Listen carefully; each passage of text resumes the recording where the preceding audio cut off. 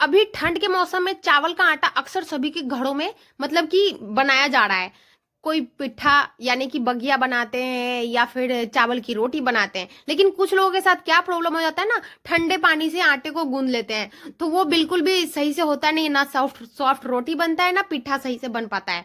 तो बहुत सारे लोगों को आइडिया है कि इसको गर्म पानी से ही गूंदा जाता है, लेकिन कुछ लोगों को, गिने चुने कुछ लोग हैं जिनको आइडिया नहीं होता है, जिनको नहीं मालूम है, उनके लिए मैं बता रही हूँ ये वाला वीडियो खासकर।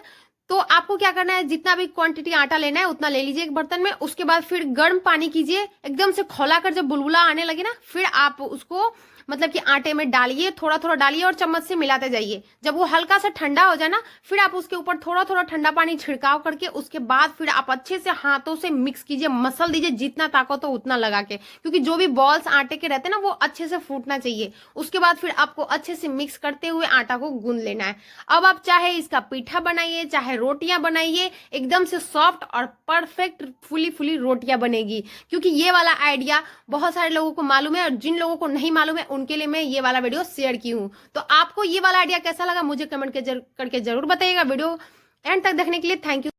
क्या आप भी ठंडी के मौसम में पीठा बनाना चाहते हो और आपको कोई शेप देना आता नहीं है, तो आज के इस वीडियो में मैं आपको बहुत ही सुंदर सा समोसे का शेप बनाने के लिए सिखाने वाली हूँ। तो सबसे पहले आपको क्या करना है, आटा गूंदने का तो मैं आपको टिप्स बता ही चुकी हूँ। तो यहाँ पे सबसे पहले आटा गूंद लेना है। स्टफिंग के लिए मैंने यहाँ आलू का चोखा बनाया है, जैसे कि समोसे में आलू का चोखा रहता है ना, वैसे उस तरीके से आपको इस तरह से बाउल बना लेना है। फिर जैसे आप पराठे वगैरह बनाते हैं ना उस तरीके से स्टफिंग करते हो, तो नॉर्मली उसी तरीके से आपको स्टफिंग कर लेना है, इस तरीके से जैसे कि आपको वीडियो में मैं दिखा रही हूँ। तो यहाँ पे देखिए, मतलब कि पहले चावल के आटे को गोल करके उसमें हमने ये चोखे को डालकर फिर हल्के हाथों से इसको राउंड राउंड करके मतलब घुमाकर, और एक्स्ट्रा जो आटा बचता है ना उसको हम चिपका देंगे ऊपर साइड ही, ताकि ये कहीं से फटे ना। उसके बाद ना इसको अच्छे तरीके से सूखा आटा से नहला देना है, मतलब कि हर तरफ आटा अच्छे से लगाना है। फिर गोल जैसे बनाते हैं नॉर्मली उस तरीके से गोल कर देना है हर तरफ से। जब हर तरफ से ये चिकना हो जाए ना गोल करने के बाद, फिर थोड़ा सा आटा डालकर और दोनों हाथों के साइड आप देख सकते हो हल्का हल्का प्रेस करके और घुमाते जाना है और प्रेस करते जाना है इस तरीके से। तो ये एक एक कोना बनते जाएगा, आप देख सकते हो। फिर दो साइड हो गया, फिर तीसरे साइड भी इसी तरीके से कर देंगे। तो फाइनली आप देख सकते हो कि बस आपको ध्यान रखना है कि हल्के हाथों से इसके घुमाना है, बिल्कुल भी जोर से प्रेस नहीं करना है। अब फाइनली पीठा का शेप बनकर रेडी हुआ। वीडियो अच्छी लगी तो लाइक करें। चावल के आटे का पीठा अक्सर अभी सभी के घरों में बन रहा है, लेकिन कुछ लोग गलती क्या करते हैं पता है, पीठा बनाने टाइम पीठा तो बना लेते हैं, लेकिन जब ये गर्म पानी से पीठे को निकालते हैं ना और कोई भी बर्तन में रखते हैं ना, तो वो पूरा चिपचिपा सा अजीब सा हाथ में मतलब चिपकता है, क्योंकि उसका नॉर्मली आटा जो है ना इसमें लगा हुआ रहता है, इसलिए चिपकता है। तो आपको क्या करना है, गर्म पानी से निकालने के बाद तुरंत इसको ठंडे पानी में डालना है। अब आप लोग सोच रहे हो कि ठंडे पानी में क्यों डालना है, तो ठंडे पानी में इसलिए डालना है ताकि जो भी चिपचिपापन हो ना वो अच्छे से साफ हो जाए। और इसको ज्यादा देर तक बिल्कुल भी रखना नहीं है, ज्यादा नहलाना नहीं है, ऐसे भी ठंडी है। बस इसको थोड़ा सा बस डुबोइए पानी में और तुरंत निकाल दीजिए, मतलब कि 1 मिनट भी इसको रखना नहीं है, बस धोना है पानी में और बस निकाल देना है। इससे आपको दो फायदा होगा, एक तो ये हाथों में बिल्कुल भी चिपचिपा होगा नहीं, और जब आप इसको रखिएगा तो आपका जो पीठा है वो ज्यादा टाइम तक सही रहेगा, बिल्कुल भी सटेगा नहीं। ये आइडिया आपको कैसा लगा, लाइक कीजिए, शेयर कीजिए। अभी ठंड का मौसम चल रहा है, ये तो आप सभी जानते ही हैं। और ठंड के मौसम यानी कि पूस के महीने में पीठा तो बनता ही है सभी के घरों में, खासकर बिहार का फेमस पीठा है। तो पीठा जब बना लेते हैं ना तो उसके कल होके जो पीठा है वो और ज्यादा टेस्टी हो जाता है। तो उसको और भी ज्यादा टेस्टी और क्रिस्पी बनाने के लिए मैं आपको बता रही हूँ, आपको क्या करना है, जब पीठा ठंडा हो जाए ना मतलब दूसरे दिन, उसके बाद ना फिर आप क्या कीजिए, इसको ना इस तरीके से तेल में अच्छे से फ्राई कर लीजिएगा, जैसे कि वीडियो में आपको मैं दिखा रही हूँ। ऐसा कोई जरूरी नहीं है कि आप ठंडा होने के बाद ही कर सकते हो, जब आप बनाते हो तुरंत तो भी आप फ्राई कर सकते हो, लेकिन जब एक दिन बाद इसको फ्राई कीजिएगा ना तो कुछ ज्यादा ही टेस्टी लगेगा और पूरा अंदर से ना एकदम मतलब भस भस टाइप से लगता है।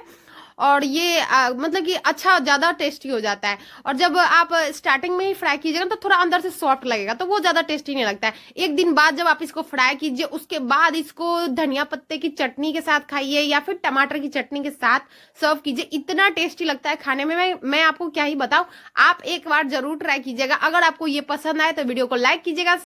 सत्तू तो हर किसी के घरों में यूज होता है, सत्तू की लिट्टी बनाने में या फिर सत्तू को घोड़ के पीने में। चाहे वो जैसे भी यूज करते हो। लेकिन जब आप मार्केट से डायरेक्ट सत्तू पैकेट वाला यूज करते हो ना, तो उसमें कुछ ना कुछ तो मिक्स रहता है, डायरेक्ट चना का सत्तू तो रहता नहीं है। तो मैं तो ज्यादातर क्या करती हूँ ना, भूजा हुआ चना ना मार्केट से ले आती हूँ। इस टाइप का भूजा हुआ चना आपको मार्केट में इजीली कोई भी ग्रोसरी शॉप में मिल जाएगा। तो आपको इस तरह से मतलब ले लेना है चना को, और उसके बाद फिर उसको मसल कर सारा छिलका अलग कर लीजिए। इस तरीके से देख सकते हो, मतलब बहुत ही सिंपल सा तरीका मैं बता रही हूँ आपको सत्तू घर पे बनाने का, वो भी एकदम से ओरिजिनल और मतलब परफेक्ट। तो यहाँ पे देखिए आपको फिर मतलब उसको छिलका हटाकर फिर मिक्सर जार में इस तरीके से डाल दीजिए। उसके बाद फिर 2 मिनट के अंदर जो है आपका सत्तू बनकर रेडी हो जाएगा। तो यहाँ पे देखिए मिक्सर में इसको अच्छे से पीस लेना है। पीसने में ज्यादा टाइम बिल्कुल भी नहीं लगता। तो यहाँ पे देखिए सत्तू बनकर रेडी है। तो अब चाहो तो इसको ज्यादा ज्यादा आप पीस कर भी रख सकते हो, या फिर जब आप बनाते हो तब आप थोड़ा थोड़ा पीस कर भी बना सकते हो।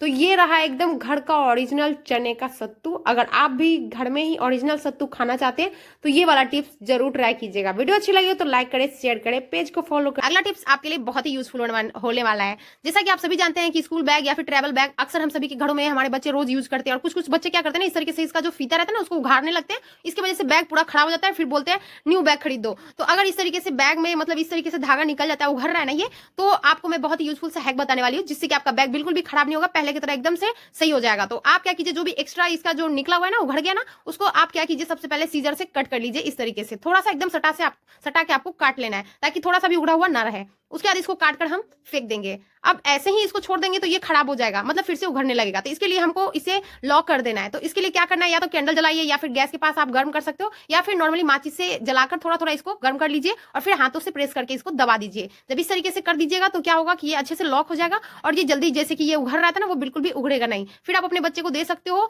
चाहे वो बैग हो या फिर कोई भी इस तरह का चीज रहता है ना, उसको आप इस तरीके से लॉक कर सकते हो। अब चलते हैं अगले टिप्स की तरफ। अगला टिप्स आपके लिए बहुत ही यूजफुल होने वाला है। जैसा कि आप सभी जानते हैं कि जो बैडमिंटन है, अभी ठंडी के मौसम में बैडमिंटन सभी ज्यादा खेलते हैं। और ये देखिए बैडमिंटन का जो जहां पे पकड़ने का रहता है ना स्टैंड, मतलब कि जहां पे हम पकड़ते हैं ना, वहां पे लकड़ी से इसको मतलब लकड़ी दिया रहता है, ऊपर से इसका रबर टाइप से दिया रहता है, फिर ऊपर से प्लास्टिक से कवर किया हुआ रहता है। तो अक्सर जब बच्चे खेलते हैं ना, तो खेलते खेलते इसका प्लास्टिक भी निकल जाता है, फिर रबर से जो कवर किया है वो भी निकलने लगता है। तो इसको परमानेंट सेपरेट करने के लिए बहुत ही यूजफुल सा मैं आपको हैक बताने वाली हूँ। इसके लिए आपको लेना है बड़ा वाला सेलो टेप, और उससे क्या करना है, ऊपर से ही आपको इस तरीके से देखिए मतलब कि राउंड राउंड करके इसको अच्छे से चिपका देना है, ताकि जो ऊपर से जो फट रहा है ना, वो बिल्कुल भी फटे ना, और आपको पकड़ने में भी आराम रहे। क्योंकि इसमें जो स्पंज टाइप का जो रबर दिया रहता है ना, वो रहता था थोड़ा पकड़ने में सही रहता है। नहीं तो अगर ये हट जाता ना, तो हाथों में जो लकड़ी वाला रहता है ना, ये स्टैंड ये दिया हुआ, तो वो बिल्कुल भी सही नहीं लगता है, और हाथों में चुभने भी लगता है। अगर आप इस तरीके से टेप से पहले से ही कवर कर दीजिएगा तो ये बिल्कुल भी निकलेगा नहीं, और ये बहुत ही अच्छे से सेफ भी हो जाएगा। फिर आप जितना चाहो उतना बैडमिंटन खेल सकते हो। तो ये देखिए इस तरीके से मैं नीचे तक इसको राउंड राउंड करके ला दी, और फिर सीजर की हेल्प से इसको कट कर दीजिए, और एक्स्ट्रा जो टेप यहाँ पे उसको भी हम इस तरीके से चारों साइड चिपका देंगे। अब आप देख सकते हो कि परफेक्ट इस तरीके से जो है रैकेट आपका रेडी हो चुका है। और इसी तरीके से सेम प्रोसेस हम दूसरे वाले बैडमिंटन में भी यही करेंगे। तो क्या होगा कि हमारे जो बच्चे हैं, वो तो आप जानते हैं कि बच्चे बहुत ज्यादा शरारती होते हैं, तो वो तो नोचते ही है इसको, जो भी आता है ना नया चीज रहे ना, तो उसको हटाने का कोशिश ज्यादा करता है। लेकिन आप एक बार उसको समझा दीजिएगा इस तरीके से हट जाएगा, तो बिल्कुल भी सही नहीं होगा। तो यहाँ पे देखिए इस तरीके से मैं दूसरे वाले रैकेट में भी इसी तरीके से मैं सेलो टेप से इसको अच्छे से कवर कर देती हूँ, ताकि जितना चाहो उतना बैडमिंटन खेल सकते हैं। इससे क्या होगा ना कि ये अंदर का जो मतलब कि फोम वाला कवर किया हुआ रहता है ना, वो बिल्कुल भी निकलेगा नहीं, और इसका जो प्लास्टिक है वो भी फटेगा नहीं। तो ये देखिए इसी तरीके से मैं दूसरे बैडमिंटन में भी कर दी हूँ। अब इसको भी हम सीजर से कट करके इसको भी हम नीचे की साइड से चिपका देंगे। सो फाइनली अब जो है दोनों बैडमिंटन में मैं इसी तरीके से चिपका दी हूँ। तो अगर आपके घर में भी बच्चे अगर बैडमिंटन के नीचे की साइड को उघाड़ रहे हैं, फाड़ रहे हैं, तो वो बिल्कुल भी करेंगे नहीं। आप भी इस तरीके से कर सकते हो, है ना, आपके लिए कमल का है। तो आप अपने घर में अगर बैडमिंटन खेल रहे हैं आपके बच्चे, तो आप ये वाला टिप्स को जरूर फॉलो कीजिएगा। देखिए धनिया पत्ता हो या फिर कोई भी चीज का साग, चाहे वो खेसारी का साग हो या फिर सरसों का साग हो, जो भी साग हो ना, वो अक्सर सभी के घरों में आता है। और जब कभी कभी हमें क्या होता है ना कि उसको बनाना पड़ता है ना, चूरना पड़ता है, उसका पत्ता को अलग करना पड़ता है, धनिया पत्ता को या फिर मेथी के पत्ते को अलग करना पड़ता है ना, तो अलग करना बहुत झंझट का काम है। मतलब बैठ के 1 घंटा तो उसको देना पड़ेगा। अगर साग है तो उसको तो और भी ज्यादा देना पड़ेगा। अदरवाइज क्या करते हैं, जल्दी जल्दी में ना उसको ऊपर से ही तोड़ के दे देते हैं। तो आज मैं आपको एक ऐसा टिप्स बताने वाली हूँ जिससे आपको मतलब घंटों घंटों बैठकर अलग करने की जरूरत ही नहीं है।